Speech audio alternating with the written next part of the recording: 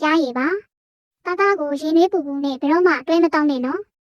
ရင်နှွေးပူကတာတာထဲမှာရှိတဲ့အင်ဇိုင်းတွေကိုပျက်စီးစေပြီးအစိတ်အတောက်ဖြစ်စေနိုင်လို့ပါတာတာကတံမြာရည်ပါသွားတိုက်ပြီးချင်းတာတာကိုချက်ချင်းမတောက်ပါနဲ့သွားတိုက်စီတွေကဓာတုပစ္စည်းတွေနဲ့တာတာရဲ့အစစ်တက်ကဓာတ်ပြုတ်ပြီးအစာအိမ်ကိုဒုက္ခပေးမှဆိုလို့ပါတာတာကလိမ္မော်သီးပါထမင်းစားပြီးချင်းမစားပါနဲ့ဦး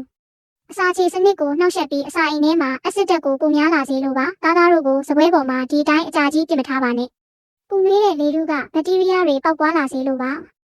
မမကတာတာကိုခဲလိုက်ပြန်ရေဖြော်လိုက်ပြီးရင်နောက်တစ်ခါပြန်ခဲလိုက်နဲ့အဲ့လိုလုပ်တိုင်းရေခဲတွေကတာတာရဲ့အသားမြင်တွေကိုပျက်စီးစေတယ်အဲ့ဒါကြောင့်တာတာက6ကက်ကက်ကြီးဖြစ်သွားတာအရေးရှမ်းမနေတော့တာပြီးတော့ချက်တဲ့အခါမှာလည်းမချက်တာတွေဖြစ်ရတာပေါ့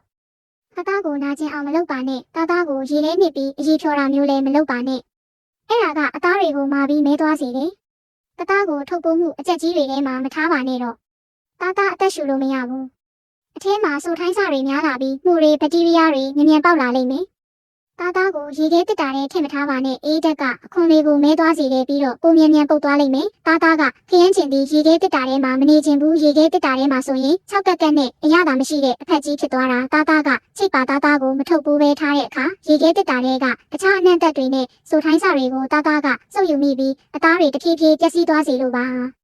တာတာကိုဘာမှမထုတ်ဘူးပဲရေခဲတစ်တာထဲမထည့်လိုက်ပါနဲ့အေးမိတဲ့အခါအသားတွေကနေနဲ့တက်ပြုတ်ပြီးခဏလေးနဲ့ညိုမဲသွားလို့ပါ